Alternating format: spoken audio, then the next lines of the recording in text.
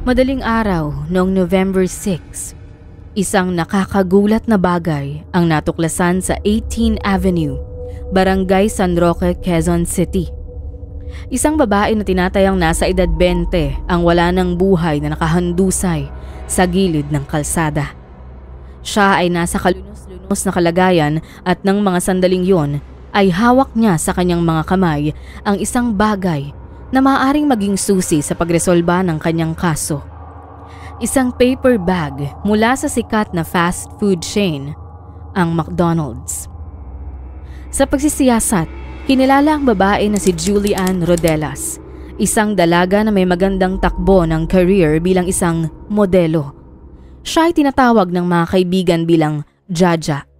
Walang personal na gamit si Jaja nang siya ay matagpuan, maliban sa paper bag ng McDonald's na mahigpit niyang hinahawakan. Sa loob ay may isang hindi nabuksang double cheeseburger at resibo kung saan nakaimprenta ang oras na 2:33 a.m. na nagpapakita na binili ito sa parehong araw na natagpuan ang kanyang katawan. Ang impormasyong ito, kahit pag-aano kaliit, ay makakatulong sa paglutas ng kanyang kaso. Sa isinagawang post-mortem examination, nakita ang mga tama ng bala sa kanyang katawan at mga palatandaan na siya ay ginalaw ng paulit-ulit. Dumaan na siya ng matinding paghihirap bago bawian ng buhay. Ayon sa mga ulat, tinangay siya ng mga hindi pa nakikilalang salarin ng gabing yun, ngunit ang huling kasama nito ay ang kanyang matalik na kaibigan. Sa kabilang dako, ang kanyang mga magulang na nag-aalala mula nang siya ay mawala ay tila nawalan din ng pag-asa sa buhay matapos nilang matanggap ang masamang balita. Magkagayunman, inimbitahan pa rin sila ng kapulisan sa istasyon upang kumpirmahin na ito nga ang kanilang anak at katulad ng inaasahan ay positibong kinilala si Julie ng kanyang mga magulang. Si Julie Ann Rodelas ay hindi lamang maganda. Siya ay isang freelance model at part-time talent ng ABS-CBN. Lumabas siya sa mga magazine tulad ng FHM kung saan inilalathala ang mga pinakamaganda at pinaka-sexy na babae sa buong bansa. Nagkaroon na rin siya ng ilang appearances sa telebisyon.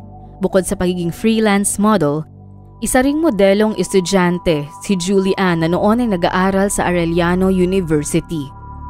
Hindi naging hadlang kay Julie ang kasalatan ng kanyang pamilya sa financial.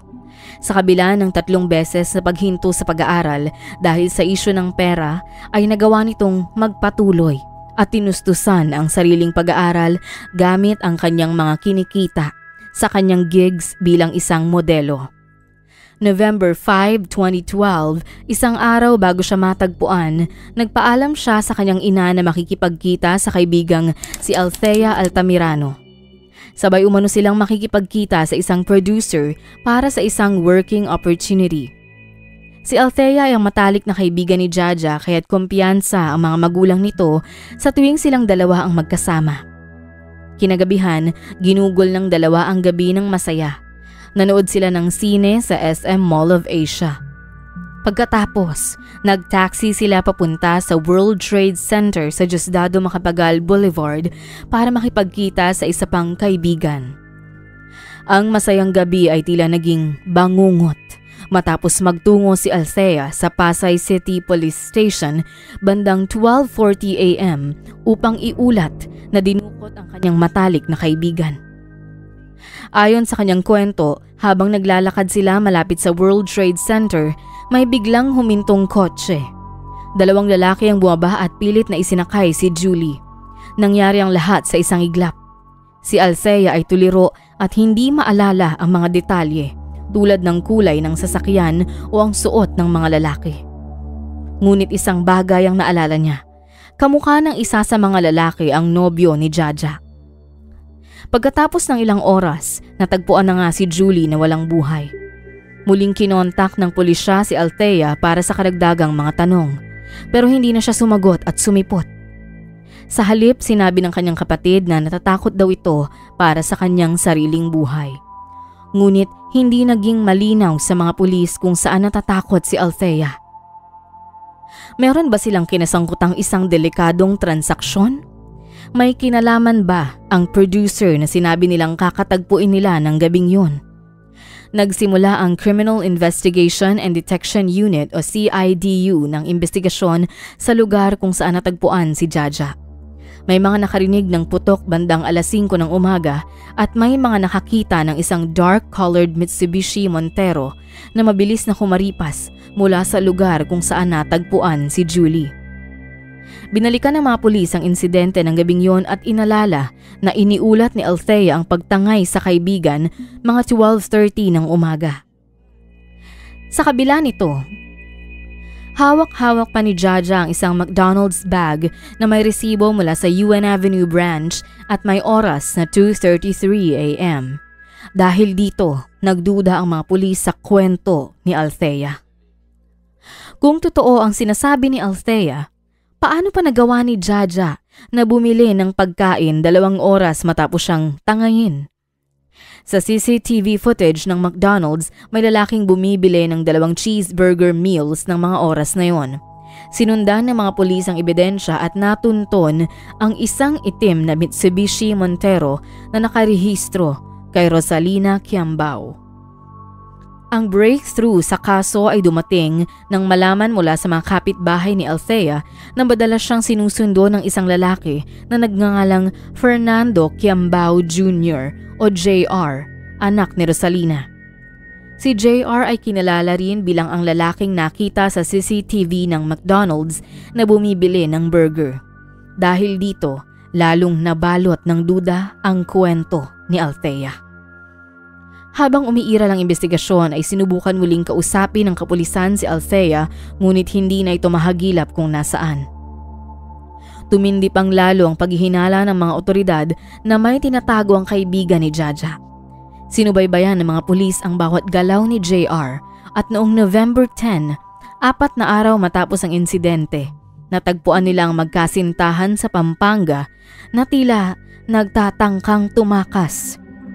Kaagad na inaresto sina Althea at JR. Sa interogasyon, iniharap ng pulisya ang mga ebidensya, ang resibo sa McDonald's, ang CCTV footage at ang mga ebidensya na nagtuturo kay JR.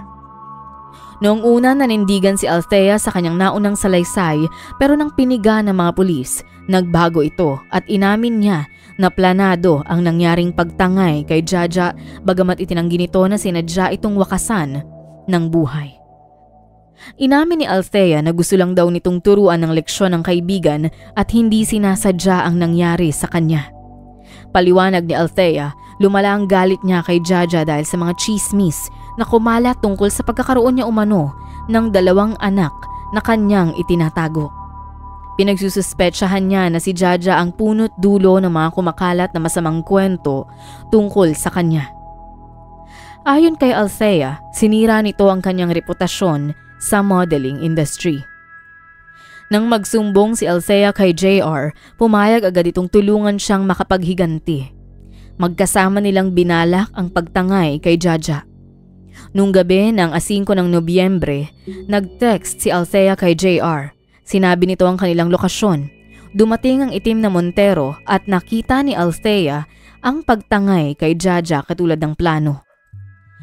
Gayunpaman, sinabi niyang gusto niyang pigilan ang pangyayari dahil naawa umano siya sa kaibigan pero hindi siya makagalaw at sa halip ay umiyak na lang siya sa tabi ng kalsada. Isang pulis ang nakakita sa kanya na nagdala sa kanya sa police station upang mag-file ng report bandang 12:30 a.m. Sa interogasyon, inamin ni Althea na si JR ang sumundo sa kanya sa police station. Dumating ito kasama ang kanyang ama at sabay silang umalis.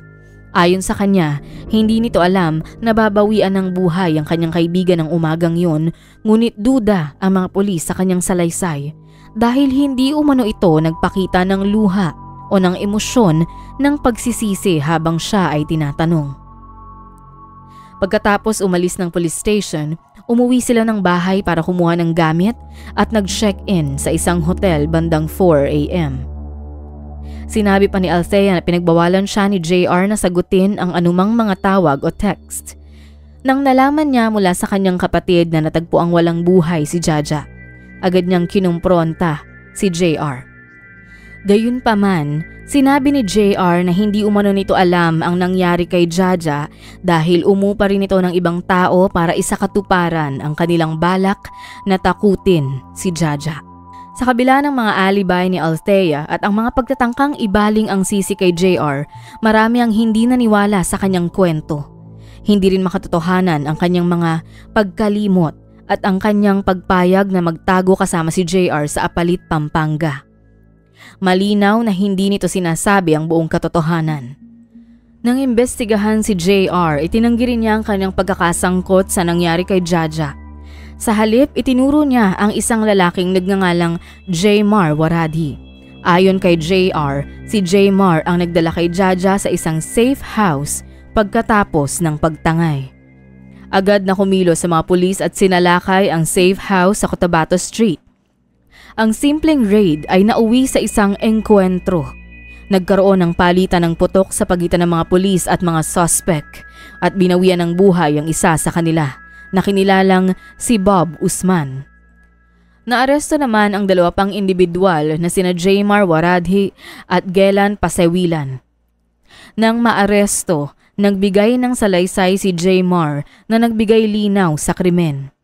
Ayon sa kanyang pahayag, dumating si JR sa kanyang bahay noong 5 ng Nobyembre, bandang 3:00 ng hapon. Kasama si Efren Talib, humiling umano si JR sa kanya na takutin si Julian na karibal ng kanyang nobya sa modeling industry.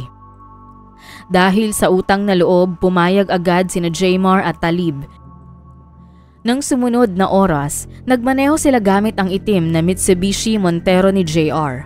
Tumigil pa sila para maghapunan sa Ocean Bay Restaurant.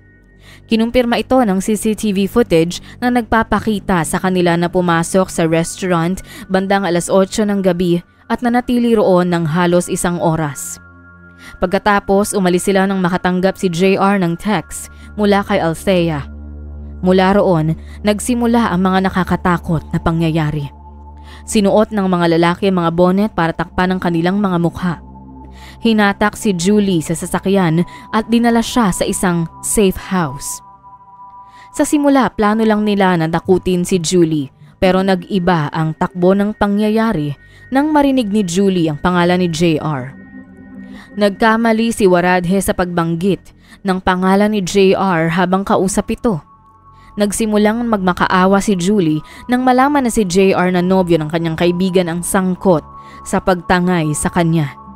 Labis naman itong ikinagalit ng lalaki dahil hindi nito inaasahang makikilala siya nito na maaring magpahamak sa kanya at kay Althea.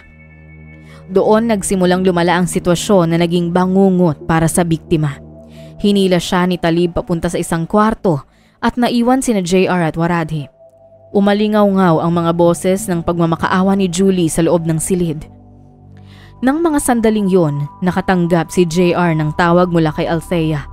Umiiyak umano ito matapos makita ng isang pulis at dinala ito sa presinto para magbigay ng pahayag. Walang pag-aalinlangang umalis si JR sa safe house, iniwan sina Talib, Waradhi at isang lalaki na nagngangalang Bob Usman para bantayan si Julie. Sinabi ni Waradhi na nagpa siya rin itong umuwi para matulog pagkatapos umalis ni JR. Ilang oras ang lumipas, pinuntahan umano ni Bob si Waradhi upang ibalita na may isang lalaking nagngangalang Aldos ang biglang dumating sa safe house. Hindi alam ni Bob ang kanyang gagawin kung kaya't nagtungo ito sa bahay ni Waradhi. Pagbalik ni Waradhi sa safe house, nadatnan niyang nagbabantay si Talib sa labas. Samantala, sa loob, kausap ni Aldo si Julie habang hawak ang isang baril. Hinarap siya ni Waradhi at sinabing iniwan ni JR si Julie sa kanilang pangangalaga. Sinaway umano ng mga ito si Aldos na wag gumawa ng anumang masamang bagay kay Julie, ngunit hindi umano ito nagpatinag. Dahil sa takot na armado ito ay wala nang nagawa ang mga lalaki kundi pabayaan si Aldos at dito na nito isinagawa ang kanyang malagim na intensyon sa dalaga. Makalipas pa ang ilang saglit ay dumating na si JR sa safe house, dala ang binili nitong fast food. Tinimbrehan naman ni Waradhi si Aldos na dumating na si JR. Umatras si Aldos at sinabing ayos lang, tapos na ako.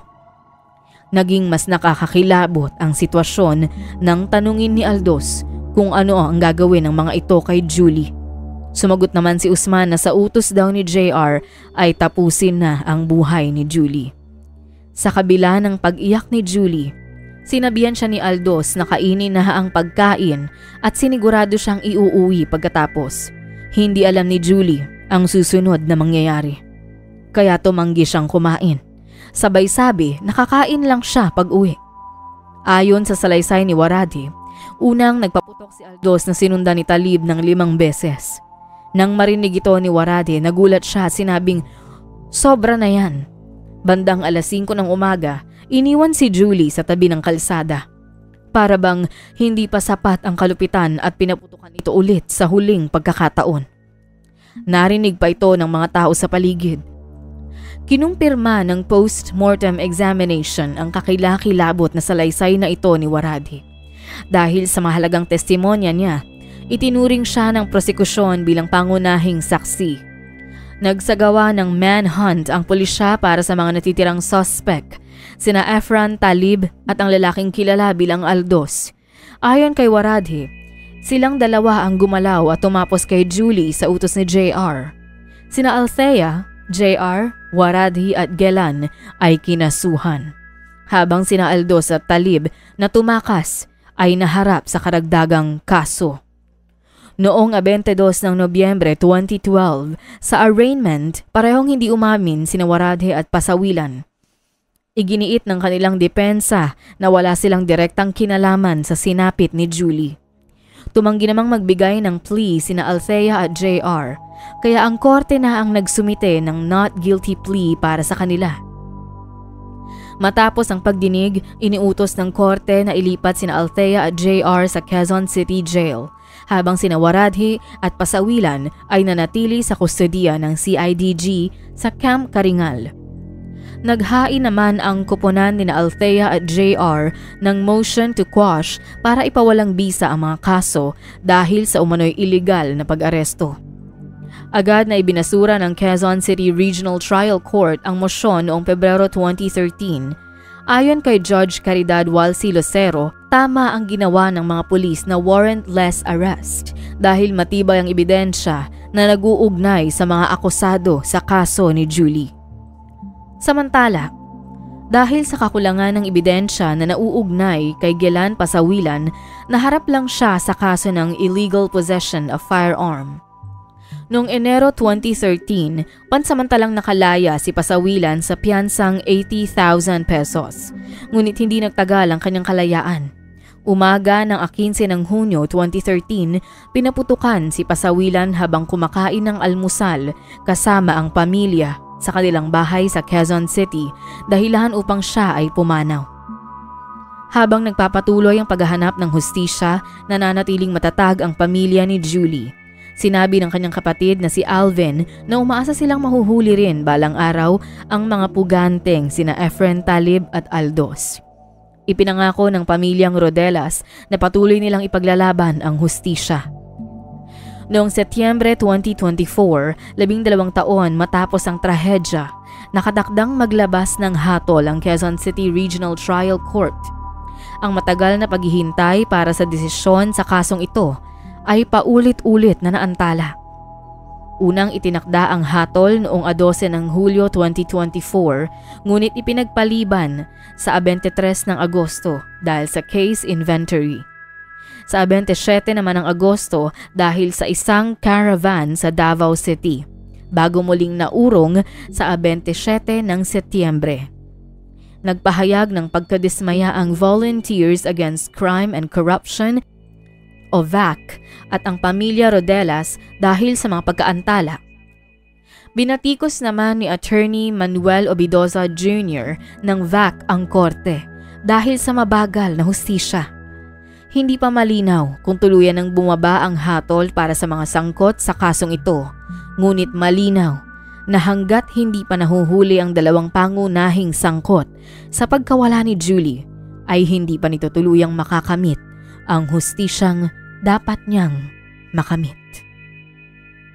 Kung ikaw ay umabot na sa bahaging ito ng video, maraming salamat sa iyo.